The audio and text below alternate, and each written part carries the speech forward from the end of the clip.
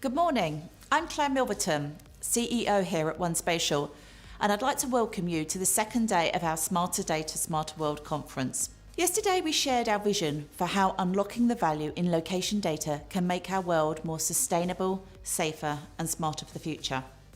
Today we are excited to share with you how our customers and One Spatial are meeting this challenge through making authoritative data interoperable and findable, something that has become ever more critical within the public sector during these unprecedented times. Today we will watch inspiring presentations, technology demonstrations, and take part in group discussions on current topics in our industry. In just a moment, I will hand you over to Dan Warner, our Head of Government and Land Management, who will be hosting today's event. First, I would like to thank those of you returning to our conference for your continued support, and once again welcome those of you who are attending for the first time. I would also like to pass on my thanks to you all on the massive amount of resilience the public sector has shown this year in particular. Thank you for being part of our first digital conference. I really hope you enjoyed today's event. Over to you, Dan.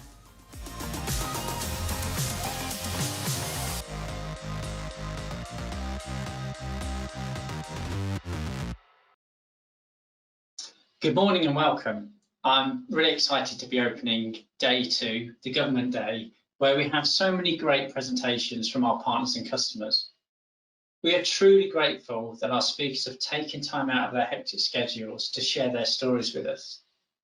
Today we're going to be looking at authoritative data, how good stewardship of geospatial data can really get to grips with what's happening within our communities, our regions and our nations. It gives insight to the places where we live, and it enables us to have trust in the decisions that we make. Over the course of the day, we're going to be looking at real uses of authoritative data, how we exploit it, how we combine it with other data to get new insights, how it's shared, how it's communicated, how it informs our daily lives.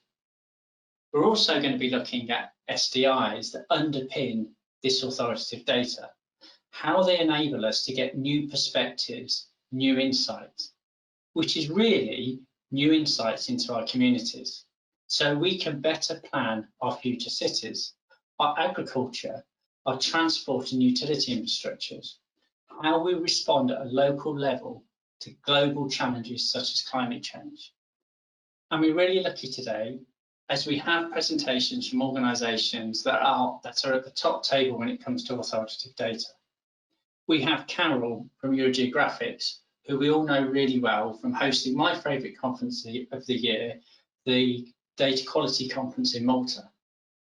Carol will be giving us a European perspective of trusted data sets and how that delivers certainty to government and businesses. We then have John from the Ordnance Survey, who will be talking about how authoritative data supports commercial and public sectors within Great Britain.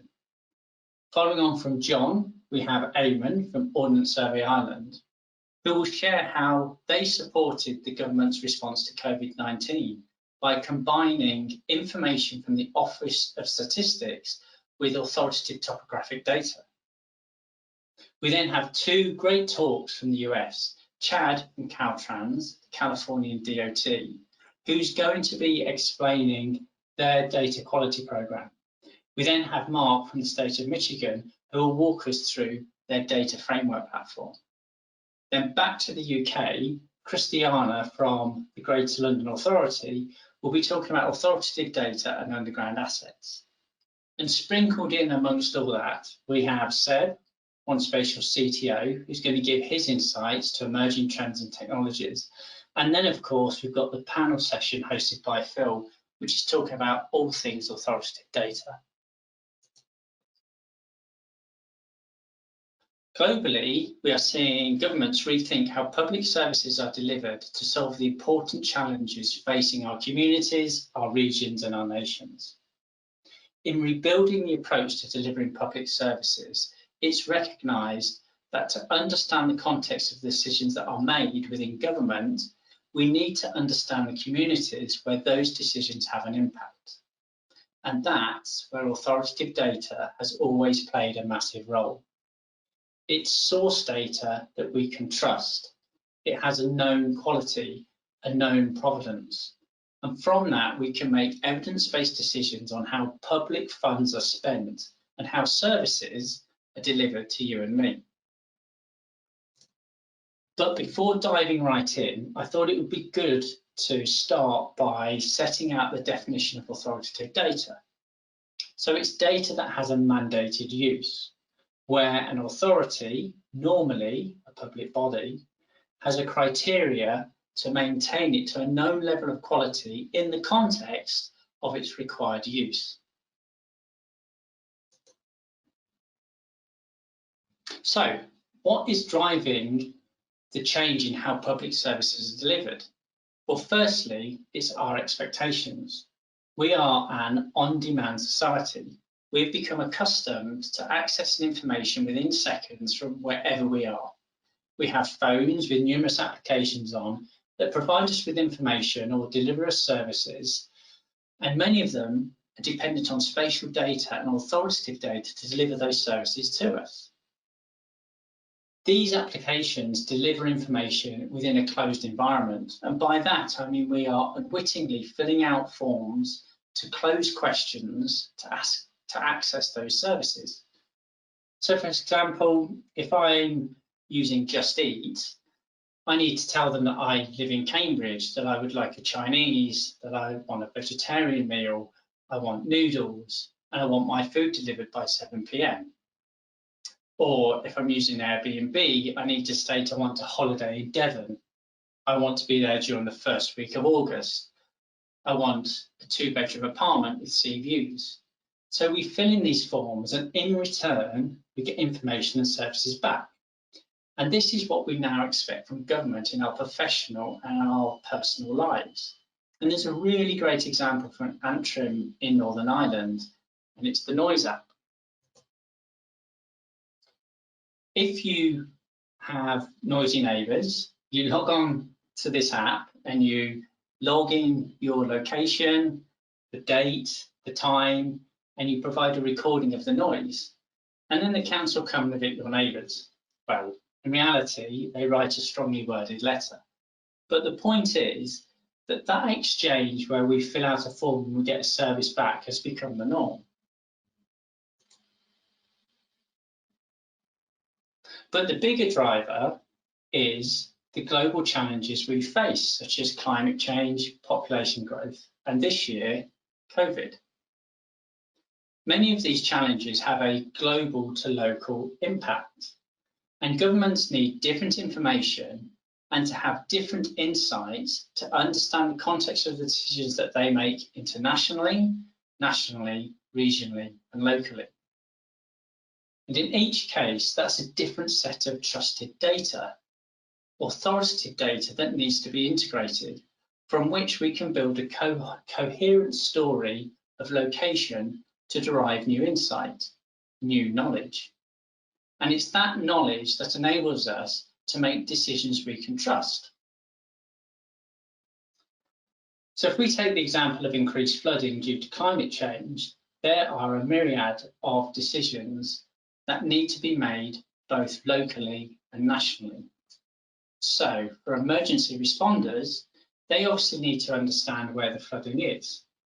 But to help inform evacuation plans, they need to understand where there could be risks of casualties. So for example, understanding where there are underground car parks or dwellings with basements where people could be trapped. So combining topographic data with flood data, with 3D building data, we can create views that then gives them this knowledge, it gives them that information. Or how do we plan national flood defences? Through building digital twins with topographic and hydrographic authoritative data, we can combine it with BIM and flood models, and we can create and we can model outcomes before investing millions in construction. Or delivering smart cities to support sustainable growth and to reduce the contribution to flooding through smart management of wastewater or smart safety systems to identify flood risks before they happen. These all need authoritative data combined with other data to deliver the outcomes that we require. And in effect, we're talking about systems of systems, ensuring that data is findable, accessible, interoperable, and reusable. And we, as an industry, have been laying the foundations for this for some time. We have the UN GGIM, which sets direction for global geospatial information development, and through standards and frameworks promotes integrated geospatial information frameworks. This then informs national strategies to build on those frameworks to deliver national SDIs, linked data, smart cities, etc.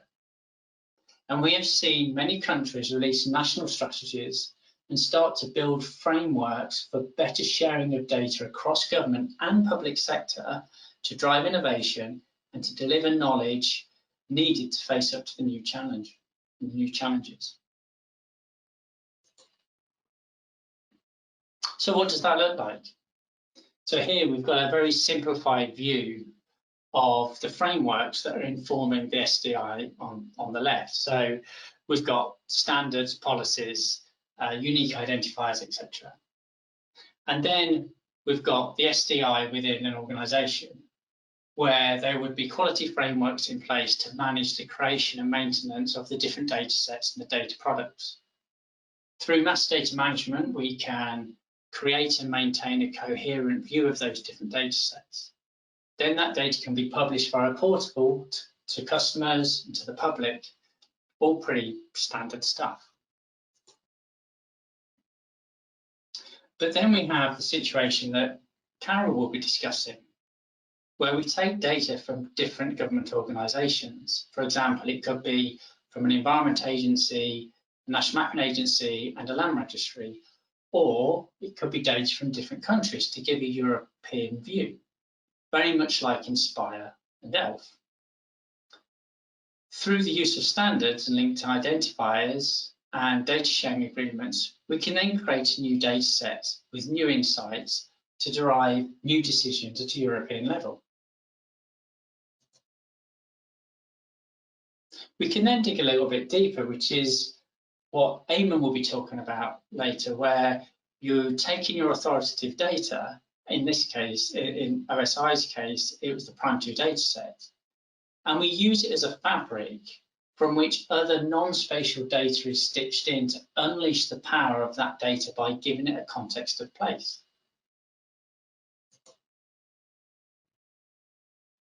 And then we're back to our apps. So we've done the back-breaking work to develop and maintain authoritative data across government. We are building integrated geospatial frameworks. That means data is released, it's findable, it's shareable, it's interoperable. And through master data management, we ensure that data we curate is coherent and consistent. Now we can build the services we talked about earlier.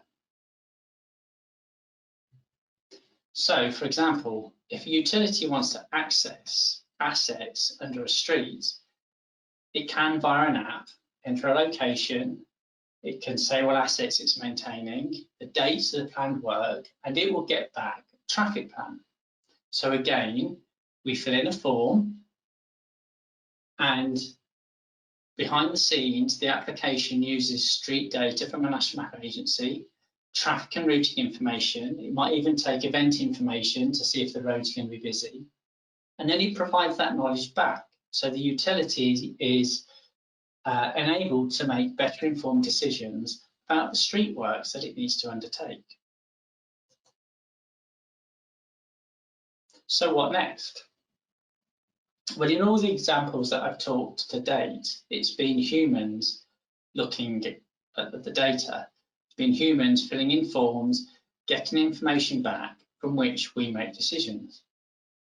But what happens if we ask the questions in a different way? Or what happens if it's machines asking the questions to machines? So with Alexa and Google, we ask whatever we want. We're not accessing the data via closed forms anymore.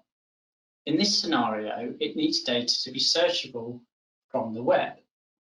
And that's where we're seeing government publish machine-readable linked data, which supports machine-to-machine communication and the ability of AI to access authoritative data to support on-demand evidence-based decision-making for things like climate change or agriculture or autonomous vehicles. So we're seeing these platforms being delivered that are more than web mapping portals, where data is machine readable and where autonomous decisions can be made. And in this environment, trusted data becomes even more relevant. Authoritative data becomes even more relevant. So without further ado, let's move on to our first presentation of the day.